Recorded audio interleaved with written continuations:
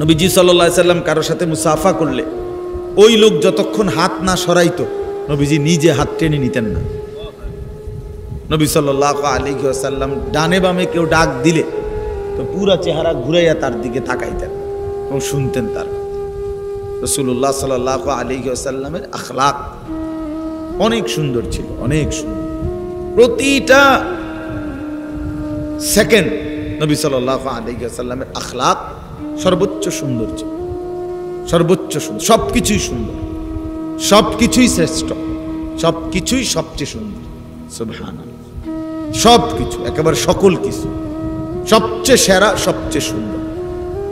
তো একদিন আল্লাহ নবী সাল্লাল্লাহু আলাইহি ওয়াসাল্লামের একজন সাহাবী, উনি ছিলেন হাবশি, এই কালো নিগ্রু মানুষ, আফ্রিকা, একদম কুচকুচে কালো নিগ্রু সাহাবী।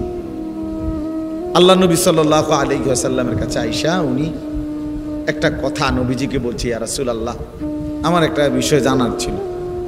আল্লাহ নবী সাল্লাল্লাহু আলাইহি ওয়াসাল্লাম বললেন বলো। সাহাবী সিধা সাদা মানুষ, সহজ সরল কথা বলতে চাইছেন। মুমিনের সিফাত এটা, মুমিন আল মুমিনু গিররুন কারীম, মুমিন সাদা সিধে হয়, মুমিন ভদ্র হয়। আল্লাহ রাসূল সাল্লাল্লাহু আলাইহি ওয়াসাল্লাম বলেছেন লা ইয়াখদাউ ওয়া লা ইউখদাউ, মুমিন কাউকে ধোঁকাও দেয় না। নবীজি বলছেন মুমিন ধোঁকাও খায় না। এত বেকুবও না যে তাকে কেউ ধোঁকা দিবে, আবার এত বাটফারও না যে সে অন্যকে ধোঁকা দিবে। রাসূলুল্লাহ সাল্লাল্লাহু আলাইহি ওয়াসাল্লাম বলেন মুমিন সহজ সরল হয়, মুমিন ভদ্র হয়, ঈমান। নবীজি বলছেন ফা উহিব্বু আন আকুনা কারীমান মাগলুবান, আমি হেরে গিয়েও ভদ্র থাকতে চাই, প্রয়োজনে হেরে গেলাম কিন্তু আমি অভদ্র হতে চাই। ওয়ালা উহিব্বু আন আকুনা গালিবান লাঈমান, আমি অভদ্র হয়ে জিততে চাই না। নবীজি হাদিস, আমি অভদ্র হয়ে মন্দ আচরণ করে জিততে চাই না, বরং প্রয়োজনে হেরে গিয়েও আমার ভদ্রতা ধরে রাখতে চাই। তো এই সহজ সরল সাহাবী তিনি আল্লাহ নবী সাল্লাল্লাহু আলাইহি ওয়াসাল্লামকে বললেন, ইয়া রাসূলুল্লাহ আপনি, প্রথম কথা হলো বাহ্যিক যেই সৌন্দর্য আপনার চেহারা মোবারক সহ সমস্ত দেহের অঙ্গ প্রত্যঙ্গের যেই সৌন্দর্য বাহ্যিক, এই সৌন্দর্য সর্বশ্রেষ্ঠ সুন্দর, সবচেয়ে সুন্দর, সবচেয়ে সুন্দর। সারা দেহ একসাথে সবচেয়ে সুন্দর, প্রতি অঙ্গ আলাদা আলাদা তাও সবচেয়ে সুন্দর। তো আপনি সবচেয়ে সুন্দর, সর্বশ্রেষ্ঠ সুন্দর, আর আমি কুৎসিত কালো। কাজেই বাহ্যিক সৌন্দর্যের বিবেচনায় আপনার সাথে আমার কোনো তুলনাই চলে না, আপনি অনেক সুন্দর। নবী সাল্লাল্লাহু আলাইহি ওয়াসাল্লামের সমস্ত সাহাবী নবীজির সৌন্দর্যের এমন বর্ণনা দিছেন সেটা কোনো কুল কিনারা না। শামায়েলের কিতাবের মধ্যে, শামায়েল মানে রাসূলুল্লাহ সাল্লাল্লাহু আলাইহি ওয়াসাল্লামের শুধু চেহারা, সুরত, চলাফেরা, উঠা বসা, এগুলোর আলাদা বর্ণনার উপরে কিতাব আছে, ওগুলোর শামায়েলের কিতাব, শামায়েলে তিরমিজি, এরকম শামায়েলে নবী, যেখানে সাহাবায়ে কেরাম খুব মজা করে করে জোশ, আনন্দে, খুশিতে নবী সাল্লাল্লাহু আলাইহি সাল্লামের বাহ্যিক সৌন্দর্য, আভ্যন্তরীণ সৌন্দর্যের বর্ণনা দিয়েছেন। নবীজির নাক মোবারক কেমন ছিল, চোখগুলো দেখতে কেমন ছিল, দাঁত হাসলে কেমন দেখাইতো, ঠোঁট কেমন ছিল, নবীজি হাঁটলে কেমন মনে হইতো, নবী সাল্লাল্লাহু আলাইহি সাল্লামের হাতের আঙ্গুলগুলো কেমন ছিল, পায়ের গোছাটা কেমন ছিল, রাসূলুল্লাহ সাল্লাল্লাহু আলাইহি সাল্লামের বুকের পশমগুলো কেমন ছিল, মাথায় বাবরি চুল রাখলে কেমন দেখাইতো, নবীজি চাদর পরলে কিরকম হইতো, মাথায় খালি মাথায় থাকলে কেমন মনে হইতো, সিথি কাটলে কেমন লাগতো।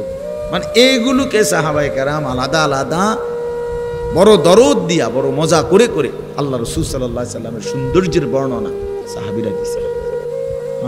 হযরত হাসান ইবনে সাবিত রাদিয়াল্লাহু তাআলা আনহু, নবীজির সাহাবী, বলছেন ওয়া আহসানু মিনকা লাম তারা কাত্তু আইনি, হে নবী আপনার চাইতে সুন্দর আমার এই দুই নয়ন আর কাউকে দেখে না। ওয়া আজমালু মিনকা লাম তালিদিন নিসাউ, এবং আমি বিশ্বাস করি আপনার চাইতে সুন্দর কাউকে কোনো মা কোনো দিন প্রসব করেনি। খুলিকতা মুবাররাআম মিন কুল্লি আইন, আপনাকে আল্লাহ তাআলা সৃষ্টি করেছেন সমস্ত ত্রুটি বিচ্যুতি দোষ থেকে পবিত্র করে।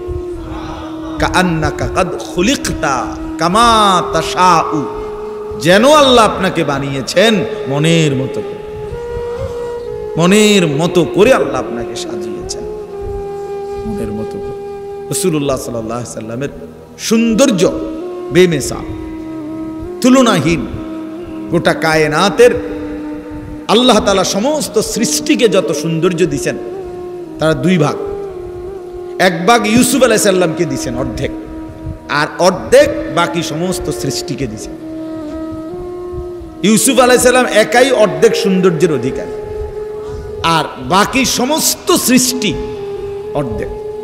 ওই বাকি অর্ধেক দিয়ে এই ফুল এত সুন্দর, ফল এত সুন্দর, পাখি এত সুন্দর, মাছ এত সুন্দর, মানুষ এত সুন্দর, পুরুষ এত সুন্দর, নারী এত সুন্দর, আসমান এত সুন্দর, এই সব কিছু বাকি অর্ধেক। তাহলে সৌন্দর্যের প্রথম অংশ হলো দুই ভাগ, ইউসুফ আলাইহিস সালাম অর্ধেক, বাকি সৃষ্টি অর্ধেক। আর একা মুহাম্মদ সাল্লাল্লাহু আলাইহি ওয়াসাল্লাম পূর্ণ সবটা সৌন্দর্যের অধিকারী। वो खालिकियत में बेमिसाल, ये हुस्न सूरत में बेमिसाल। তিনি আল্লাহ যেমন সৃষ্টিকর্তা হিসাবে তুলনাহীন, ইনি মুহাম্মদ সৌন্দর্য আর রূপে গুণে তুলনাহীন। তো আল্লাহ নবী সাল্লাল্লাহু আলাইহি ওয়াসাল্লামের সাহাবীরা অনেক বর্ণনা আছে, অনেক। নবীজিকে বলছেন পূর্ণিমার চাঁদের দিকে তাকাইয়া বলছেন, ইয়া রাসূলুল্লাহ, আল্লাহর কসম আপনি পূর্ণিমার চাঁদের চাইতেও সুন্দর। হযরত কাব ইবনে মালিক বলেন, আমি তাকাইতাম, নবী হাসতেন, আমার কাছে মনে হইতো নবীজি হাসলে তার চেহারাটা কান্নাহু কিতাআতুম মিনাল কামার, এটা যেন চাঁদের একটা টুকরা। হযরত আবু হুরায়রা রাদিয়াল্লাহু তাআলা আনহু বলতেন, আল্লাহর নবী সাল্লাল্লাহু আলাইহি সাল্লাম যখন হাসতেন আমার কাছে মনে হইতো কান্না শামসা তাজরি ফি ওয়াজহিহি, সূর্য যেন তার চেহারায় খেলতেছে। এইভাবে বলতেন সাহাবী। এত সুন্দর ছিল, এত সুন্দর, এত সুন্দর ছিল। সমস্ত মানে বিবেচনায় পৃথিবীর আমাদের ফুলছোঁয়ার হযরত, বাংলাদেশের এক বড় বুজুর্গ আল্লামা মুফতি আবু সাঈদ দামাত বারাকাতুহুমুল আলিয়া হযরত বলছেন, পৃথিবীর সমস্ত গবেষক যারা ছবি অঙ্কন, যারা আঁকে বিভিন্ন দৃশ্য, এই প্রতিযোগিতায়, অঙ্কন প্রতিযোগিতায় যারা পরীক্ষক, যারা সবচেয়ে সুন্দর ছবিটা নির্বাচন করে, এরকম সমস্ত পরীক্ষকও যদি একত্র করা হয় তো রাসূলুল্লাহ সাল্লাল্লাহু আলাইহি ওয়াসাল্লামের চেহারা, নবীজি সাল্লাল্লাহু আলাইহি সাল্লামের অঙ্গ প্রত্যঙ্গ যদি মাপে, বিচার করে, পরীক্ষা করে, তাইলে এটা এমনই হবে যে প্রতিটা অঙ্গ সবচেয়ে সুন্দর, শ্রেষ্ঠ সুন্দর। নাক, এরপরে আর বলে না এখান দিয়ে একটু দূর বেশি হলে ভালো হইতো, এখান দিয়ে একটু গোশত বাড়াই দিলে ভালো হইতো না। হযরত বলেন, আল্লাহ রাসূল সাল্লাল্লাহু আলাইহি সাল্লামের নাক পরীক্ষা করার পরে তাদের সারা পৃথিবীর সমস্ত গবেষক এটাই বলতে হবে, একটা পূর্ণ সবচেয়ে সুন্দর নাক হওয়ার যা যোগ্যতা, যা বৈশিষ্ট্য দরকার, এটা মুহাম্মদুর রাসূলুল্লাহর নাকের মধ্যেই ছিল। নবী সাল্লাল্লাহু আলাইহি সাল্লামের চোখই পূর্ণাঙ্গ, নবীজির কানেই পূর্ণাঙ্গ, নবীজির ঠোঁটে পূর্ণাঙ্গ, সব কিছু। অর্থাৎ এরপরে আর সুন্দর বানানোর কিছু নাই, আর কিছু নাই। এত সুন্দর ছিলেন তিনি, এত সুন্দর ছিলেন। তো এই সাহাবী বলতেছেন, ইয়া রাসূলুল্লাহ, আপনার সৌন্দর্যের সামনে আমি তো কুৎসিত কালো, আমার কোনো তুলনাই চলে না, আপনি সর্বশ্রেষ্ঠ সুন্দর বাহ্যিক দিক দিয়ে।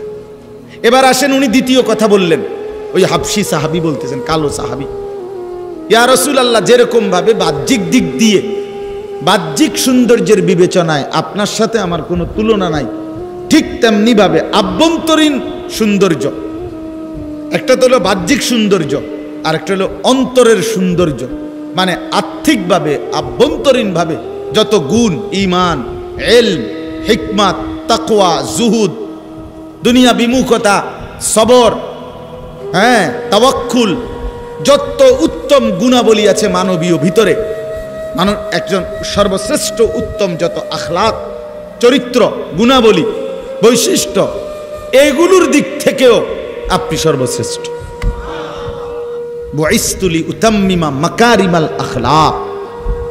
আল্লাহ নবী সাল্লাল্লাহু আলাইহি ওয়াসাল্লাম বলেন, সমস্ত চরিত্রের পরিপূর্ণতা দানের জন্যই আমি রাসূল আল্লাহর পক্ষ থেকে আবির্ভাব হয়েছি।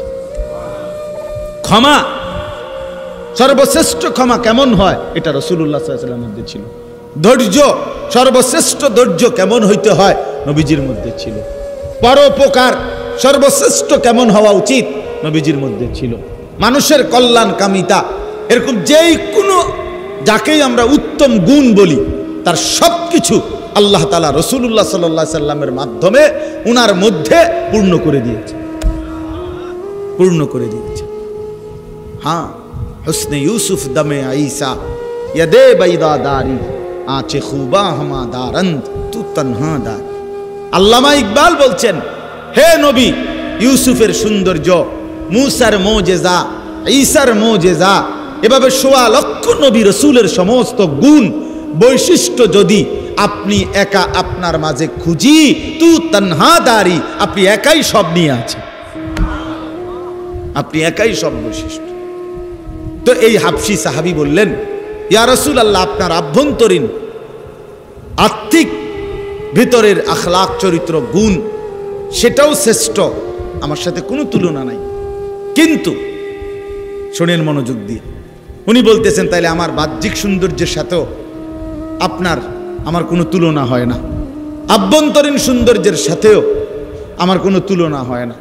কিন্তু ইয়া রাসূলুল্লাহ, আমি একজন সাধারণ হাবশী কালো সাহাবী, আমার জীবনটা আমি কষ্ট করেই চালাই, কোনো রকম চালাই, কিন্তু যত কষ্ট, পেরেশানি, দুঃখ, অভাব, অস্থিরতাই হয় আমার আছে, কিন্তু আমি বারবার সারাক্ষণই প্রতিনিয়ত আপনি রাসূলুল্লাহ সাল্লাল্লাহু আলাইহি সাল্লামের কাছে আসি, আপনার কাছে বসি, আর আপনার চেহারা মোবারকের দিকে তাকাই।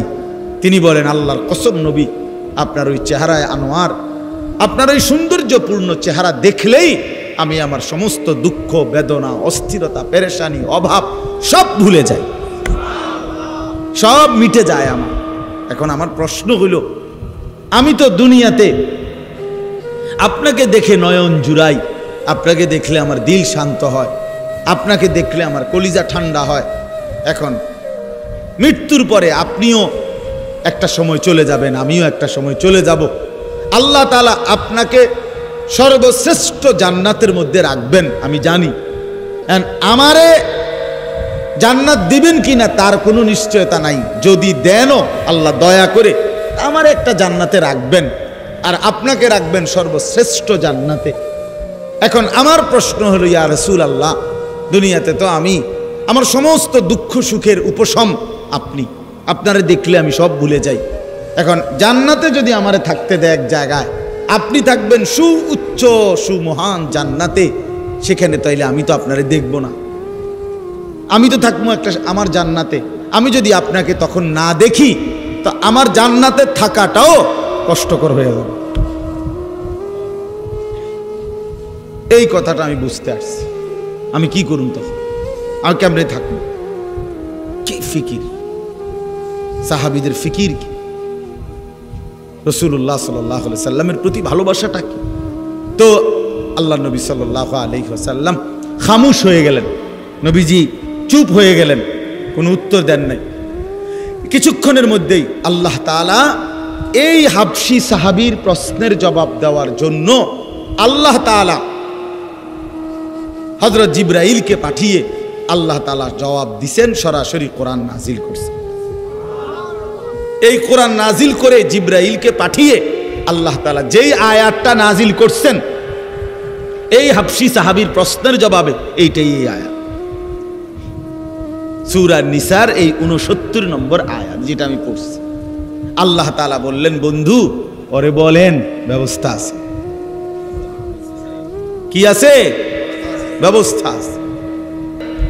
ইহুদি আজকের পৃথিবীতে, পৃথিবীর গোটা পৃথিবীর বিস্ফোরা, গোটা পৃথিবীর যন্ত্রণার নাম কে? ইহুদি, ইসরাইল। এই কুত্তার মতো নিকৃষ্ট জানোয়ার পৃথিবীতে কেউ নেই।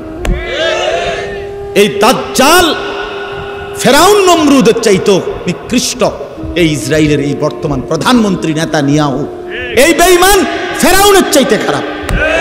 ফেরাউন এত জঘন্য ছিল, নমরুদ এত জঘন্য ছিল না, এত এত হিংস্র। এই ইহুদিদের কাছে আসমানি কিতাবের কোনো শিক্ষাই নেই, শুধু উশৃঙ্খলা, বিশৃঙ্খলা, সন্ত্রাসী, অন্যায়, জবরদখল, মানুষের রক্তে, মুসলমানের রক্তে জমিন ভিজায় দেওয়া, এই তাদের জিন্দেগি, এই জিন্দেগি। হিন্দু ধর্মের যতগুলো কিতাব একটিও আসমানি কিতাব না। এই মহাভারত, বেদ, পুরাণ, হ্যাঁ, এগুলো সব কিছু তাদের কারো না কারো লেখা, তাদের কারো না কোনো মানুষের লেখা। তাইলে হিন্দু ধর্মের ওয়ালাদের কাছেও আসমানি কোনো কিতাব নাই, খ্রিস্টানদের কাছে আসমানি কিতাব যেটা আল্লাহ নাজিল করছে সেটা নাই, খ্রিস্টান ধর্মের ইহুদিদের কাছে আল্লাহ যেটা নাজিল করছে মুসা নবীর উপরে তাওরাত, ওইটা নাই, বিশ্বাস করেন না। এটা গাজরের কথা না, বাস্তবতার কথা নাই আমার বন্ধু। তাহলে তাদের কারো কাছে আসমানি কিতাব নাই, আল্লাহর ওয়াহি নাই, নবীদের শিক্ষা নাই। এ কারণে তারা বিশৃঙ্খল হয়ে গেছে, এ কারণে তারা এলোমেলো হয়ে গেছে, এ কারণে তারা জাহান্নামের পথে চলে গেছে, এ কারণে তারা বরবাদির পথে চলে গেছে। কিন্তু আমার যুবক বন্ধু, তুমি নষ্ট হইলা কেন? আমারে শুধু এই কথাটা বুঝায়, তুমি নষ্ট হইলা কেন?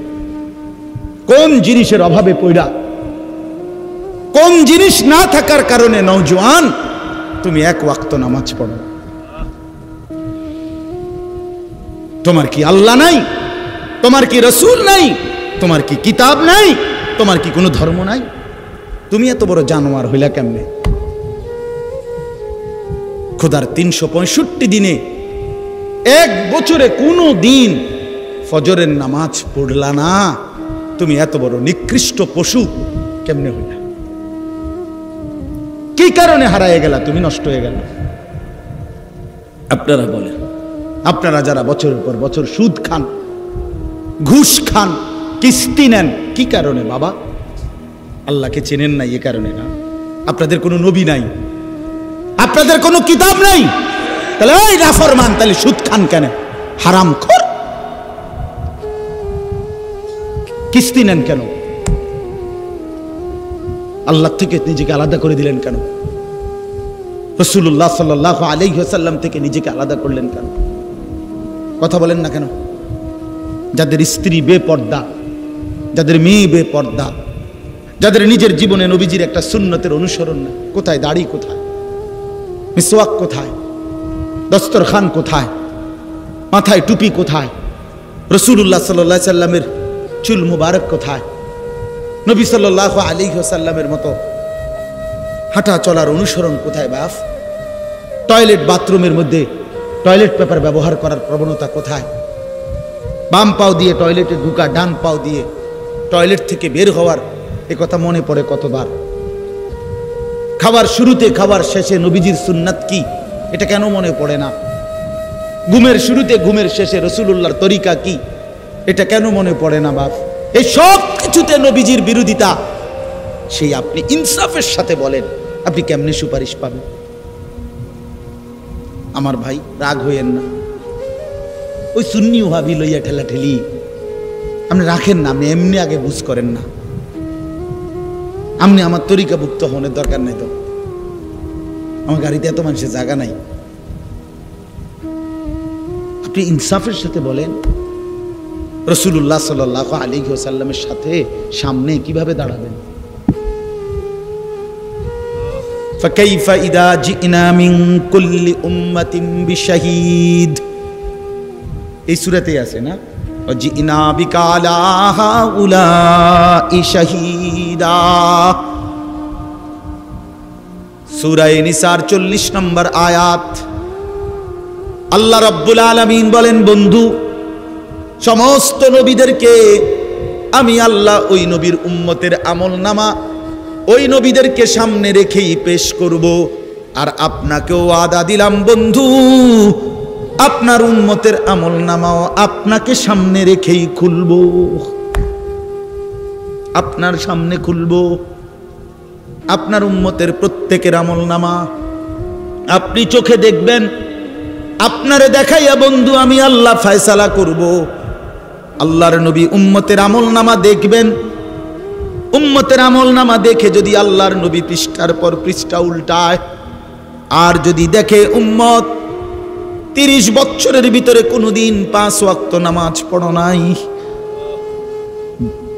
20 বছরে কোনোদিন সুদের লেনদেন ছাড়ো নাই, প্রতিদিন ওজনে কম দিছ, প্রতিদিন ব্যবসায় কাস্টমারকে ঠকাইছ, প্রতিদিন পণ্যের গুণাগুণ মিথ্যা বলেছ, হারাম রোজগারের ফিকিরে ছিলা, ঘরে রঙিন টেলিভিশন চলছে, স্ত্রী বেপর্দা, মেয়েটাও বেপর্দা, ছেলেটাও নামাজ পড়ে না, ঘরের কেউ ফজরের নামাজে ওঠে না, চেহারায় সুরতে চলনে বলনে কোনো কিছুতেই রাসূলুল্লাহর সুন্নাতের কোনো নমুনা নাই। আল্লাহর নবী খোদার কসম চোখের পানি ফেলে দিবেন। আল্লাহর নবী বলবেন, উম্মত আমার 23টা বছরের এই রক্ত পানি করা মেহনত বিনিময়ে এটা আমার সামনে কি আনলা উম্মত? আমার মতো এত বড় শ্রেষ্ঠ নবী, আমার মতো এত বড় শ্রেষ্ঠ রাসূলকে তুমি এতটুকু মূল্যায়ন করলা না। এর চাইতে দামি কারে দিলে তুমি মূল্যায়ন করতা? এর চাইতে দামি কোন কিতাব দিলে তুমি মূল্যায়ন করতা? এর চাইতে দামি কোন রাসূলকে দিলে তুমি মূল্যায়ন করতা? বলেন, আমাদের নবীর চাইতে শ্রেষ্ঠ কে? আমাদের কোরআনের চাইতে শ্রেষ্ঠ কে? আমাদের ইসলামের চাইতে শ্রেষ্ঠ কে বন্ধু? তাইলে এতগুলো শ্রেষ্ঠ জিনিস দিও তোমার মন ভরাইতে পারলো না। ওফো, কি পরিমাণ গাদ্দার, কি পরিমাণ গাদ্দার! এই নাফরমান, কি পরিমাণ গাদ্দার তুমি!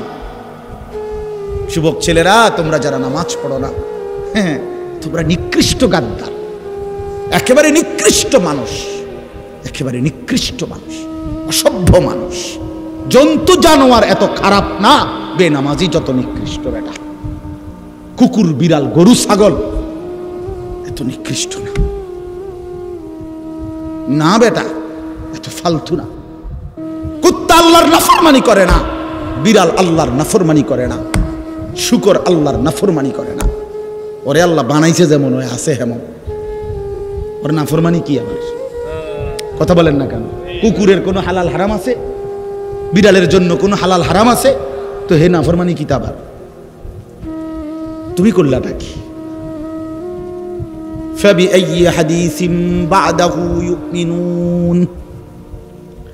বন্ধু আমার, কোরআনুল কারীমের মধ্যে আছে, আল্লাহ বলেন, অনেকক্ষণ আল্লাহ তাআলা জাহান্নামীদের কথা বলতে বলতে আল্লাহ একটা পর্যায়ে একটা সূরার লাস্ট আয়াতে আল্লাহ বললেন, বান্দা ফাবিআইয়ি হাদিসিন বা'দাহু ইউমিনুন, আমার বান্দা এরপরে আর কোন কথা বললে তুমি ঈমান আনতা?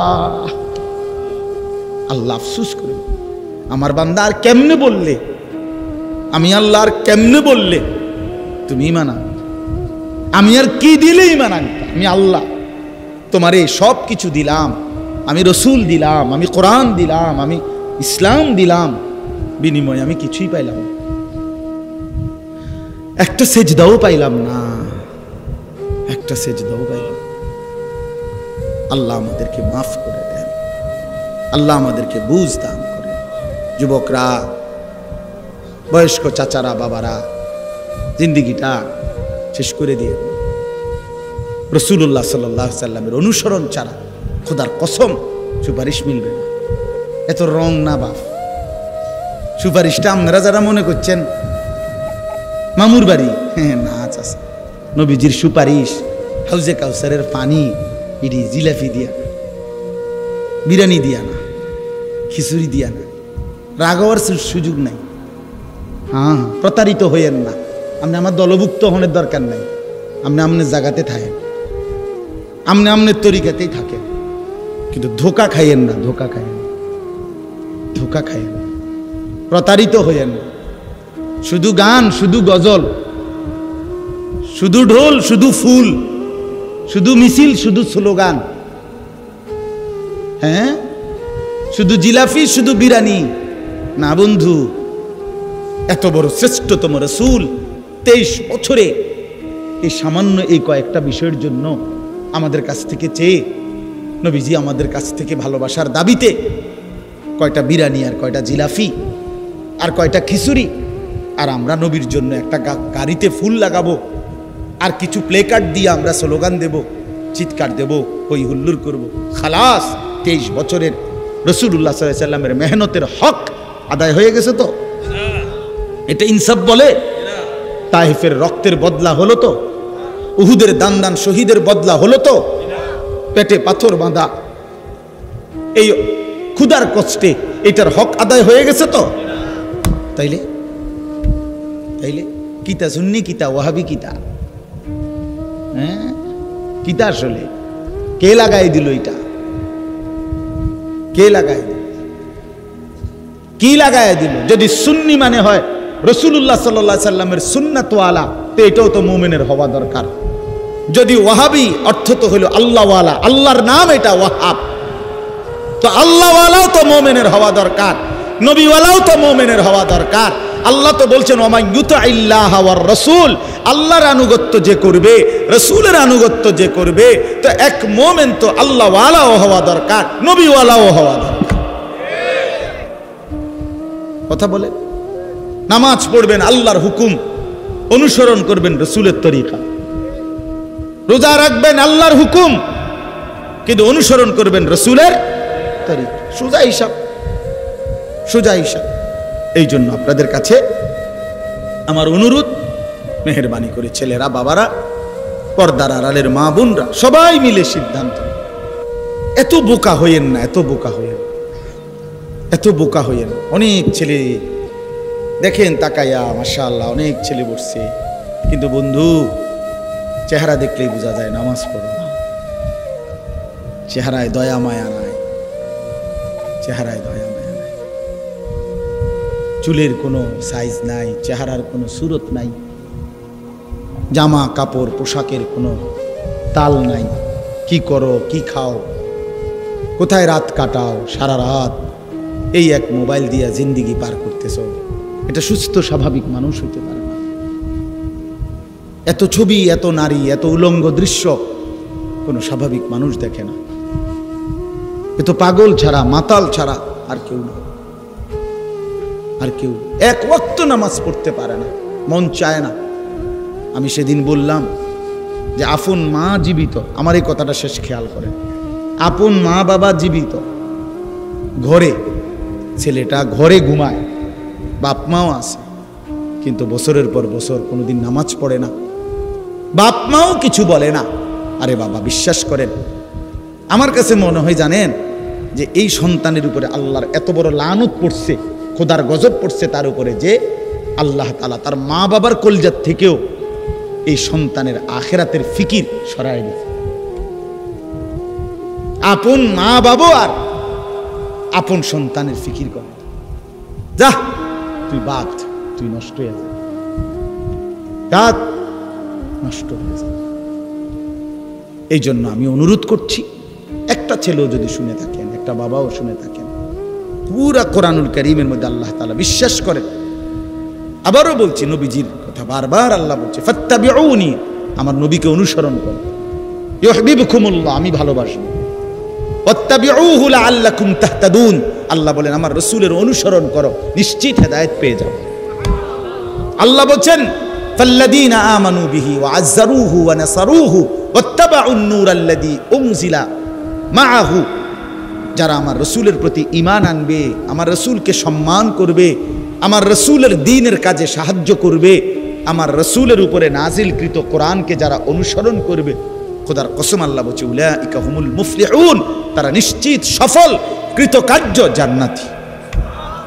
পুরা কোরআনে আল্লাহ বলছেন রাসূলুল্লাহ সাল্লাল্লাহু আলাইহি সাল্লামের ভালোবাসা আল্লাহ তাআলা অনুসরণের মাধ্যমে বুঝাইছেন। অনুসরণ সুন্নাত মোতাবেক, পেশাব পায়খানা, ওযু, গোসল, হ্যাঁ, হাঁটা চলা, উঠা বসা, খানা খাদ্য, ঘর পরিবার, স্ত্রী সংসার, বাজার ব্যবসা, আয় রোজগার, লেনদেন, দেশ জাতি রাষ্ট্র পরিচালনা, সকল বিষয়ে আল্লাহ নবী সাল্লাল্লাহু আলাইহি ওয়াসাল্লামের তরিকা অনুসরণ করা। বলে আমি এক লগে হুজুর সবডি কুলামু পারমুনি, আমনে সবডি পারতেন না বললা শুরুই করতেন না, এটা কোন কথা? কথা বুঝেন নাই আপনি? আমাদের আরবিতে একটা প্রবাদ আছে, মালা ইউদরিকু কুল্লু লা ইয়াতরুকু কুল্লু। যেটা তুমি ফুরাটা ফাটতা না, এই কারণে ফুরাটা ছাইরো না। বুঝেন নাই কথাটা? হ্যাঁ, এই জন্য আজকে ইনশাআল্লাহ আমরা এই সিদ্ধান্ত নেই প্রত্যেকেই যে আমরা প্রিয় নবী সাল্লাল্লাহু আলাইহি ওয়াসাল্লামকে অনুসরণের মাধ্যমে ভালোবাসব। কিসের মাধ্যমে কোন? আবার বলেন ভাই, কিসের মাধ্যমে? হ্যাঁ, ঝগড়াঝাটির কোনো দরকার নেই, জান্নাতে যাওয়া দরকার। সবাই নিয়ত করেন ইনশাআল্লাহ যে সবাই জান্নাতি হবে, জান্নাতি হওয়া দরকার। জাহান্নাম টিকবেন না, কবরের আযাবে টিকবেন না, টিকবেন না, কবরের আযাবে টিকবেন না। হ্যাঁ, আমরা কিতাবে পড়ছি ঈসা আলাইহিস সালাম নূহ আলাইহিস সালামের জামানার ওনার একজন সন্তানকে কবর থেকে উঠাইছেন আল্লাহর কুদরতে। দেখছেন ওনার চুল দাড়ি সাদা হয়ে গেছে। তো নূহ আলাইহিস সালামের জামানার মানুষের চুল দাড়ি সাদা হতো না, কিতাবে আছে, যত বৃদ্ধই হইতো। ঈসা আলাইহিস সালাম জিজ্ঞেস করছে, আপনার চুল দাড়ি সাদা হলো কেন? বলে শুনেন, 450 বছর দুনিয়ার হায়াত পাইছি আমি, আমার কোনোদিন চুল দাড়ি সাদা ছিল না, হয় নাই। কিন্তু শুধুমাত্র মালাকুল মউত আজরাইল যখন আমার জান কবজ করে, তিনি বলেন, ওই নূহ আলাইহিস সালামের বংশধর বলে, আল্লাহর কসম, এই জান কবজের সময় সাকরাতুল মউত, মৃত্যুর যেই যন্ত্রণাটা লাগছে, ওই এইটুকু যন্ত্রণায় আমার চুল দাড়ি সাদা হয়ে গেছে।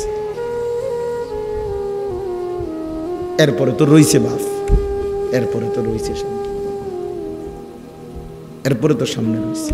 হযরত, আমার কাছে কিতাব, আমার গাড়িতে কিতাবটা আছে।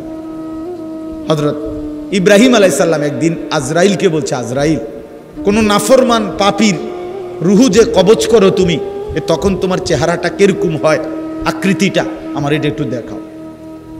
হযরত ইব্রাহিম আলাইহিস সালামকে আজরাইল বলছে, আল্লাহর কসম হে নবী, আপনি সহ্য করতে পারতেন না, আপনি এটা দেখতে চাইেন না। ইব্রাহিম আলাইহিস সালাম বললেন, না, আমার একটু হলেও দেখাও। তো আজরাইল এই বিভৎস আকৃতি, মানে নাফরমানের জান কবজ করার সময় উনার যে চেহারার আকৃতি হয়, এই চেহারাটা ধরে ইব্রাহিম আলাইহিস সালামকে দেখাইলেন। বিশ্বাস করেন, এই কিতাবে আছে, ইমাম কুরতুবীর কিতাব। ইব্রাহিম আলাইহিস সালাম একটা চিৎকার মাইরা বেহুশ হয়ে গেছে।